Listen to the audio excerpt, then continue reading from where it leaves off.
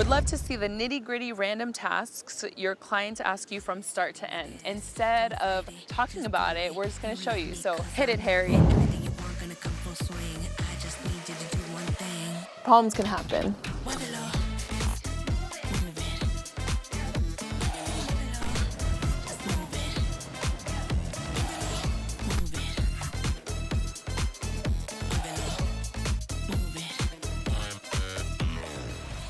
Hi, today we are visiting an old Hôtel Particulier, which basically means an old mansion in the center of Paris.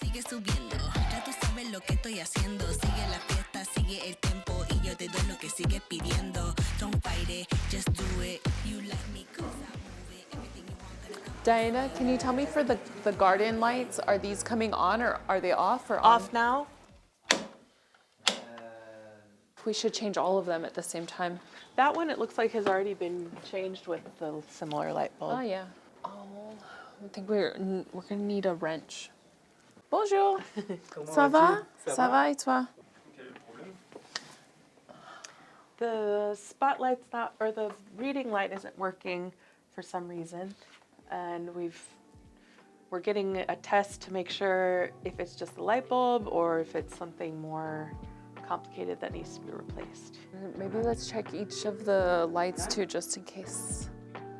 So what people often forget after they purchase their beautiful luxury apartment in Paris is that they need to maintain it. Otherwise, it starts to degrade. The people come to Paris like 2 or 3 times a year. They only use their place for a few weeks and then they leave and then it's just like left untouched. The pipes will start to dry out, light bulbs go out, problems can happen.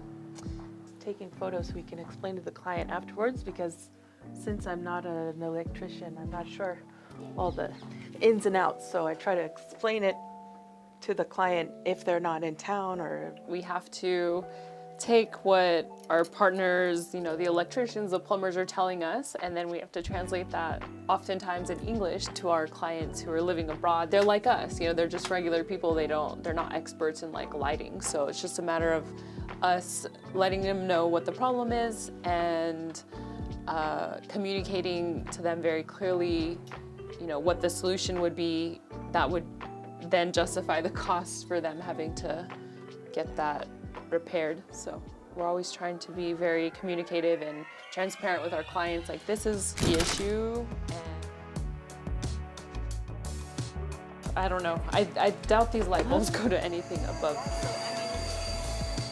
Parce que quand on ferme les portes, ça s'étend pas. does not work. Ça marche. Ça marche. Voyez ici. What has been your most challenging moment working at CélineConcierge? Because we're coming upon your 1-year anniversary. We are, yes. Soon. I think the most surprising was going for what I thought would be a very quick walkthrough of an apartment, and I had taken off my shoes, as I do in a lot of apartments, not to get it dirty. I walked into the kitchen and my socks immediately got sopping wet, and it was a leak that had sprung up between our last visit and this time. So I had to go to the neighbors upstairs and where the water was coming from and ask them if they could shut off their water to avoid more damage to the client's property. And I remember that. I was like, okay. And it was a Friday at like 7 p.m. or something, and so it was like... You were there a while after, remember? Yeah, just getting buckets and trying to clean up as much as possible, but when there's water still dripping down, it's a little bit tricky. Yeah. So. This place is available for short stay rentals or long stay rentals for 4 weeks and beyond. And if you're interested in staying here, please reach out to us with the link in the description.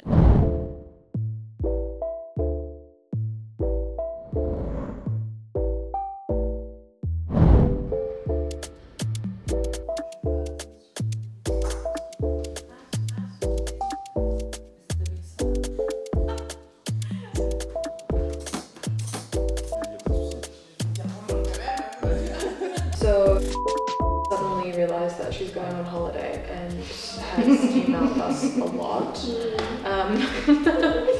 Like asking for the restaurant recommendations. So there's that to start working on. Qu'est-ce que vous êtes en train de chercher? On est en train de chercher 4 livres pour une cliente. Il nous les faut en anglais et avant le 10 parce que ça en va le 10. Ok. Et c'est des livres rares. Et on est de... Et on est du... Le 6. On est dedans, voilà. On est juste ici, sans sachant que vraiment ça sera fermé. Si c'était facile, on nous aurait commandé sur Amazon. Donc c'est pas possible. Donc on va faire un peu... on va appeler un peu quelques spirites qu'on appelle généralement. Puis on va leur donner les livres qu'on cherche et espérer qu'ils les aient rapidement. Ok, ça marche. On va les chercher.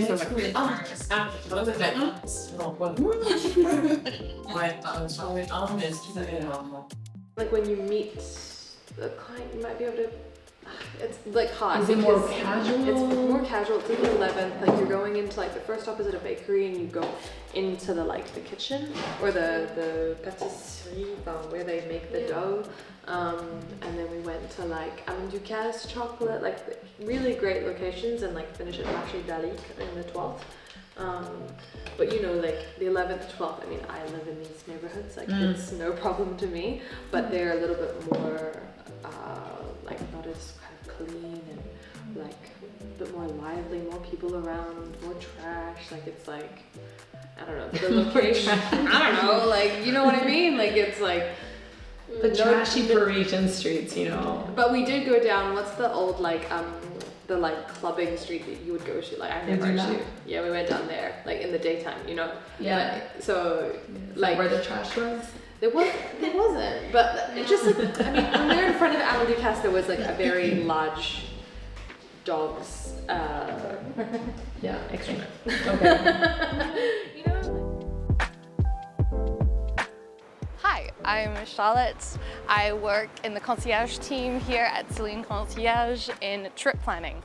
Trip planning ranges from a wide variety of things. We work on planning clients' entire holiday, including hotel reservation, transport organization, logistics of the trip, curating the right activities for them to do in Paris, but also all around France.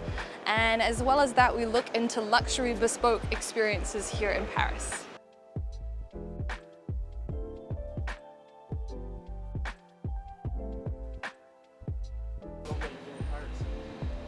Nine years. Yeah. Pas mal. Where do I come from? I come from New Zealand. I was very lucky. I came here by chance. It's a story I've told many times, so I'm used to it now. But I came here with at the end of a trip with my family, and Paris was sort of the last stop, and I'd finished my studies in New Zealand, and my family went back home, and I was always planning on living in Europe, but I didn't really plan on living in Paris. But I luckily hold a British passport. This was before Brexit, so I was European, and at the time, so I had the right to work immediately. And I was staying with family friends who lived here, and they said a coffee shop was hiring, and I applied and I got the job. And I was like, cool, I have a place to live and a job in Paris, I guess I'll live here. And then I stayed for the arts, the culture, the language, the people.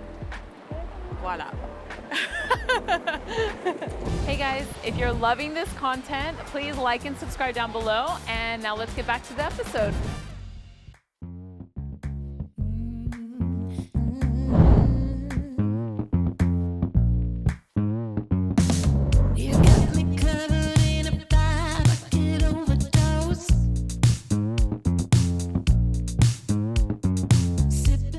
Ça fait vraiment partie de notre travail.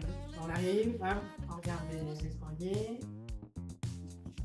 Des fois, il y a quelque chose d'important qui se cache comme ça. Donc, d'ailleurs, là, il y a un recommandé. Ça va?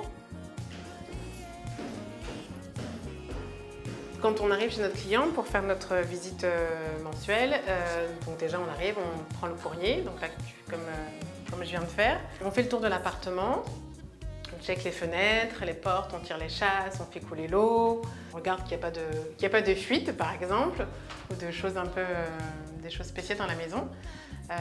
Donc là, on vient faire notre visite avec Diana. Et Diana, tu voulais me parler de quelque chose en particulier. I walked into the kitchen and my socks immediately got sopping wet, and it was a leak that had sprung up between our last visit and this time. And then I looked up and noticed there was water dripping from the light. The paper towels were all wet and there was some marks of water. So ran up to the neighbors and asked them if they can turn off their water, and then had to find the source. Okay. Et on a appelé l'assurance de notre client, on a fait la déclaration, le constat de dégâts des eaux, appelé un réparateur. Yes. Voilà, déjà. Ouais, ils ont remarqué que ça venait de la cuisine du voisin. Ils ont réparé là-haut. Et donc nous, après, il a fallu qu'on attende que ça sèche pour pouvoir commencer les réparations. Pour la réparation, on a fait appel à Ali, notre partenaire. Il a fait un devis pour changer le plafond, pour refaire les peintures. On a la chambre aussi qui a été abîmée, donc il a fait un devis aussi pour ça, pour refaire la chambre dans son intégralité. Et puis notre client nous a demandé aussi d'en profiter pour changer sa cuisine. Donc pour faire les changements de cuisine, il avait besoin d'idées. Moi je suis allée un petit peu chez quelques cuisinistes. Je lui ai fait des propositions et il a choisi. Il a choisi un cuisiniste. Voilà, donc la semaine prochaine, normalement, les travaux vont commencer. Ali va venir tout enlever, l'électroménager, tout retirer.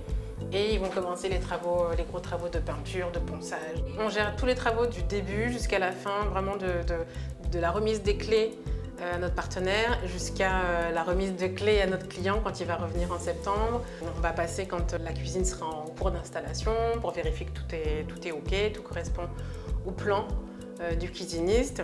Voilà, on est là vraiment sur tous les aspects, pas tous les jours, mais voilà, au jour le jour, en tout cas, on va suivre le projet parce que notre client est aux États-Unis. Donc voilà, on est là pour lui, on est ses yeux pour lui. Juste pour vérifier qu'il n'y a rien de bouché, que les canalisations fonctionnent. Ça sent mauvais.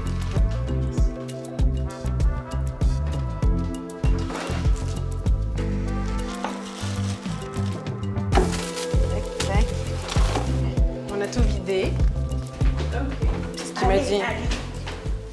Mais on a deux autres. Enfin, on a encore une autre. Tu veux jeter là? Ah oui, je vais sortir avec. Comme tu veux après. C'est là, non? Ah non.